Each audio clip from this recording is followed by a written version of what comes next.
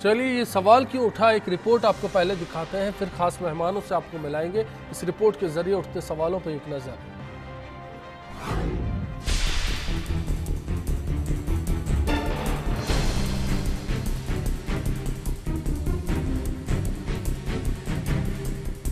प्रदेश की चिकित्सा में रीढ़ की हड्डी समझे जाने वाले सवाई मानसिंह अस्पताल की गहन चिकित्सा इकाई इन दिनों बीमार है। जानकारों के मुताबिक आईसीयू में सेप्टिसीमिया के कारक सीडीमोनास बैक्टीरिया का संक्रमण मिला है। एक मरीज की मौत के बाद जब घर वालों ने आईसीयू की कल्चर जांच रिपोर्ट कराई, मौत के असल मर्ज का खुलासा हो गया। अपने को खो चुके इन घर वालों ने जब कल्चर रिपोर्ट को आधार बनाकर चिकित्सा विभाग के आला अधिकारियों और एसएमएस मेडिकल कॉलेज प्रशासन से बैक्टीरियल इन्फेक्शन की शिकायत की, तो जाहिर है कॉलेज प्रशासन में हड़कंप मच गया। आईसीयू के हालात को तुरंत सुधारने के निर्देश भी दिए गए। मंत्री ने भी फ्यूमिगेशन कराने का फरमान जारी किया, पर अस्पताल में आईसीयू का दूसरा विकल्प नहीं है। ऐसे में ये काम रिपोर्ट के 1 महीने बाद तक नहीं हो पाया। इस बीच बैक्टीरिया की आईसीयू में मौजूदगी से मरीजों को इलाज के साथ दूसरी जानलेवा बीमारियों के शिकार होने का खतरा बना हुआ है। हमेशा आईसीयू में कम से कम 100 मरीज भर्ती रहते हैं, तो समझ सकते हैं कि खतरा कितना है।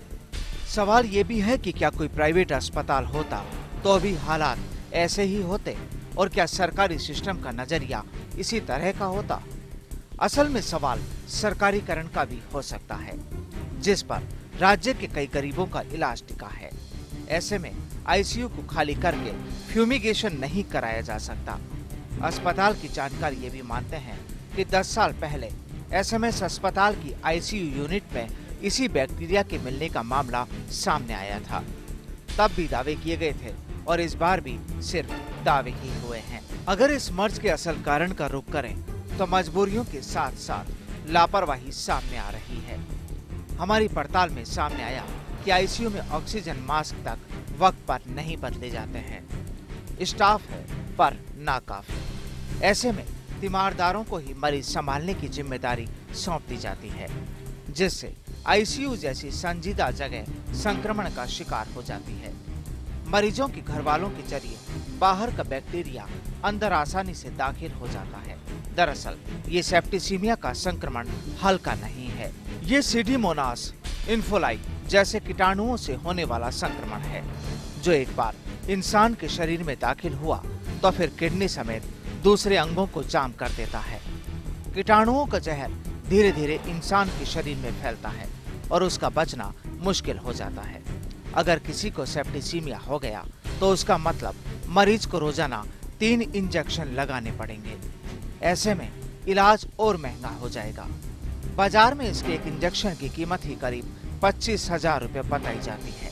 ऐसे में किसी भी अस्पताल की आईसीयू यूनिट को संक्रमण से बचाने के लिए रोजमर्रा में फ्यूमिगेशन कराया जाता है और बाहरी लोगों की एंट्री को बैन किया जाता है।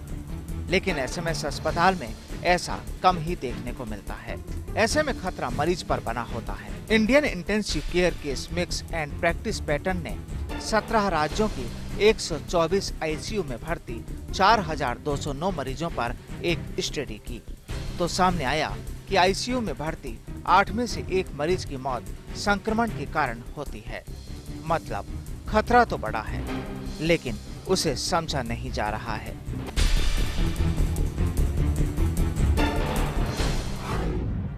इस रिपोर्ट के बाद एक सवाल उठता है। दरअसल जो सरकारी चिकित्सा तंत्र है, क्या वहां मरीज को लेकर लापरवाही बरती जाती है? आप अपनी राय दे सकते हैं firstindianews.com के जरिए। इसके साथ साथ फेसबुक और ट्विटर पर भी आप बता सकते हैं कि इस सवाल पर आपकी क्या राय है।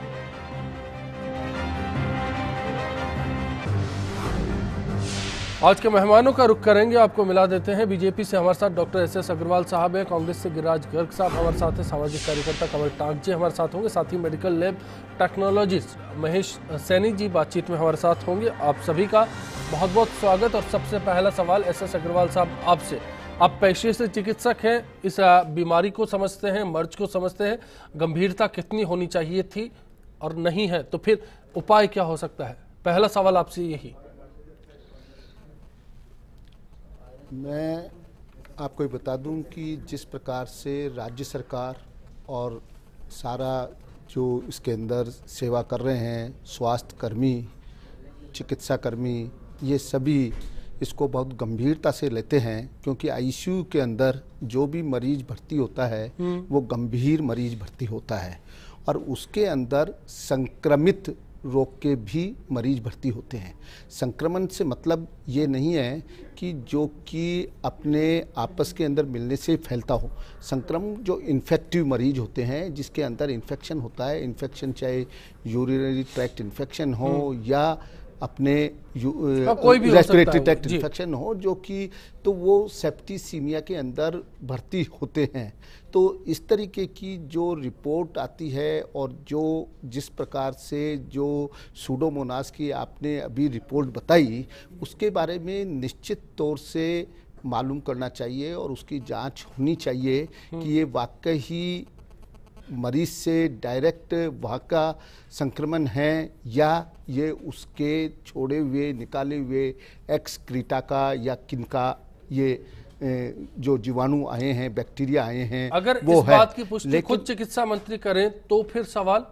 मैं चिकित्सा मंत्री जी ने ये नहीं कहा है कि ये आईसीयू का संक्रमण है, वहाँ पर ये पाया गया में संक्रमण है, ऐसा हुआ। मैं कह रहा हूँ ये आए हैं, इसके अंदर और सावधानी बरतने की आवश्यकता है, लेकिन किसी भी तरीके से अपन ये नहीं कह सकते हैं कि ये सब चीज़ें लापरवाही के कारण हो रही है, क्योंकि जिस प्रकार से सरकारी चिकित्सा व्यवस्थाओं के अंदर दो सवाल हैं, माफ कीजिएगा बीच में रोक रहा हूँ, दो सवाल हैं। पहला, जो कल्चर रिपोर्ट आई हम उस पर सवाल खड़े कर रहे हैं। दूसरा, हम ये कहना चाहते हैं कि चिकित्सा मंत्री ने फ्यूमिगेशन के लिए बोला, उसका आधार सेप्टिसीमिया का संक्रमण बिल्कुल नहीं था। मैं फिर कह रहा हूं कि फ्यूमिगेशन का जो बोला है वो एक और भी ज़्यादा प्रिकॉशन लेने के लिए कहा है, पहली बात। दूसरा, मतलब उसके लिए चिकित्सा मंत्री को कहना पड़ता है, आमतौर पर ऐसा होता नहीं। ऐसा है कि ये रूटीन के अंदर का है, ये नहीं है कि चिकित्सा मंत्री ने कि अभी तक ये नहीं हुआ है हमारे पास ये चीज करे। दरअसल मैं आपको आगे सुनाऊंगा, चिकित्सा मंत्री को भी सुनाऊंगा, अस्पताल प्रशासन को भी सुनाऊंगा। मेरा सारा सुना हुआ है, मेरे को ये मालूम है, मैं चिकित्सा व्यवस्थाओं से पूरी तरीके से वाकिफ भी हूँ और मेरे को मालूम भी है।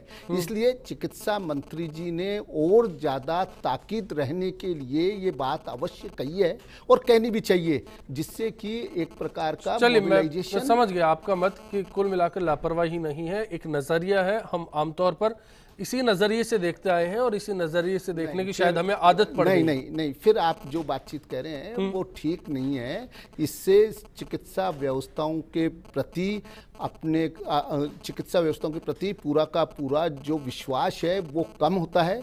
इस प्रकार की बात अपन को नहीं करनी चाहिए। बिल्कुल, हम भी नहीं चाहते। मैं तो चिकित्सा शुरुआत में हमने रिपोर्ट में किसी भी तरीके से उसके अंदर किसी प्रकार की जो अपनी चिकित्सा व्यवस्थाएं सरकारी हैं, उसके अंदर जो व्यक्ति, जो लोग बाग अंदर जाते हैं, अगर आप ही लोग बाग वहाँ पर आपका मरीज होता है तो आप किसी भी प्रकार से ये कोशिश करते हैं बाहर रोकते हुए भी कि हमको अंदर जाने दिया जाए। हम ये सवाल हुआ है, हम ये बात मैं हकीकत बता रहा हूँ, ये है यथार्थ है, इस बात को दर्शक भी समझते हैं। मैं लौटूंगा अग्रवाल साहब, बिल्कुल किसी भी तरीके से बातचीत कर सकते हैं। बिल्कुल, मैं लौटूंगा आपके पास में। महेश जी, कल्चर रिपोर्ट का जिक्र करूंगा। आपको क्या लगता है इस पूरे मसले को अगर उठाते हैं तो आपको नहीं लगता कहीं संजीदगी दिखानी चाहिए? सर बिल्कुल दिखानी चाहिए और दिखा भी रहे हैं। कल क्या हुआ, ये वास्तविक तौर पर ये मामला क्या हुआ? वास्तविक तौर पर सर एक्चुअल में आप ये सब जानते हैं इस चीज़ों की, एसएमएस जो हॉस्पिटल है इसमें जो वर्कलोड है ना इतना ज़्यादा है। 25,000 की ओपीडी है अप्रोक्सीमेटली पर डे की इस समय, और आईसीयू में भी बहुत सीरियस क्रिटिकल पेशेंट होते हैं आईसीयू में एडमिट। इस दौरान क्या होता है कि पेशेंटों की जो अटेंडेंट होते हैं ना वो एन केन प्रकार अंदर जाने की कोशिश करते हैं, वो अपनी शूज़ तक की नहीं उतारते, इस पोजीशन में आते हो। यहाँ तक कि अगर स्टाफ वाले या कोई गार्ड वगैरह उनको बोलते हैं तो सीधे ही अपने शूज़ के अंदर या जैसे तैसे कपड़े पहन के होते हैं अंदर सीधे एंट्री कर जाते हैं। उसमें मेडिकल और हेल्थ जितनी ज़्यादा प्रिकॉशन करता है वो कितनी भी करे, लेकिन वो इतना जो मेहनत होती है ना उसको विफल इसलिए हो जाती है कि पेशेंट को भी अपने आप में केयर अपने पेशेंट के बारे में सोचना पड़ेगा। यहाँ मैनेजमेंट प्रॉब्लम का जिक्र आप कर रहे हैं। मैं आपसे इस बारे में कहूंगा कि आपका मीडिया है, आप इस प्रकार की जागरूकता जनता के प्रति करें, नहीं तो अगर मान लो नहीं जाने दिया जाता है, मैसेज कन्वे करेंगे। हमने अपनी रिपोर्ट में भी सवाल किया है। मेरी बात, अगर इस तरीके की बातचीतें होती हैं तो वहां पर चिकित्सा कर्मियों के प्रति, स्वास्थ्य कर्मियों के प्रति अभद्रता का आरोप लगाते हैं, उनको रोकते हैं। बिल्कुल, ये तस्वीर एसएमएस अस्पताल की आपने देखी सुनी होगी, खबरों में आपने देखा सुना होगा। एक छोटे कस्बे की आबादी रोजाना एसएमएस अस्पताल में रहती है। ऐसे में वहां किस तरह के इंतजामात हो, इसको लेकर भी बात होती है। कमल ठाक साहब, आपका भी रुख करना चाहूंगा। बीते दिनों राजेंद्र राठौड़ गए थे, सफाई जो थी एसएमएस अस्पताल की उसको लेकर नाराजगी जाहिर की थी। जाहिर है महकमे के मंत्री हैं, जाएंगे, निरीक्षण करेंगे और सवाल भी खड़े करेंगे।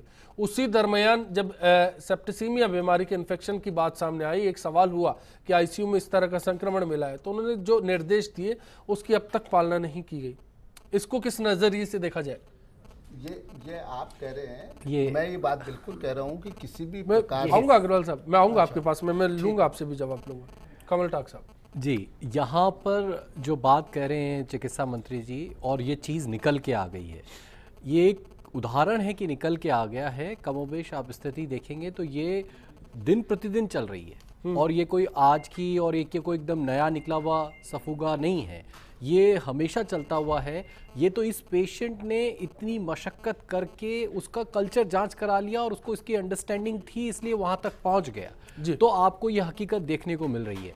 अन्यथा जब आप कह रहे हैं कि वहाँ पर ये फ्यूगेशन कराने में भी दिक्कत आ रही है, उनको करा नहीं पाए मंत्री के आदेश के बाद भी, तो ऐसे मामले में आपको क्या लगता है कि वहाँ संक्रमण नहीं होगा? वहाँ संक्रमण बदस्तूर होगा जब वहाँ पर उसकी एक तरीके से क्लीनिंग ही नहीं हो रही है, उसकी सफाई नहीं हो रही है। तो ये मंत्री जी का कहना और ये एक तरफ चिकित्सा अधिकारियों का ये कहना कि नहीं हम पूरी प्रिकॉशन रख रहे हैं, और चूंकि वहाँ पर दूसरे लोग आ जाते हैं अंदर इसलिए संक्रमण हो जाता है, परंतु इस तरह के कारण देकर आप लोगों की जिंदगी से तो नहीं खेल सकते ना।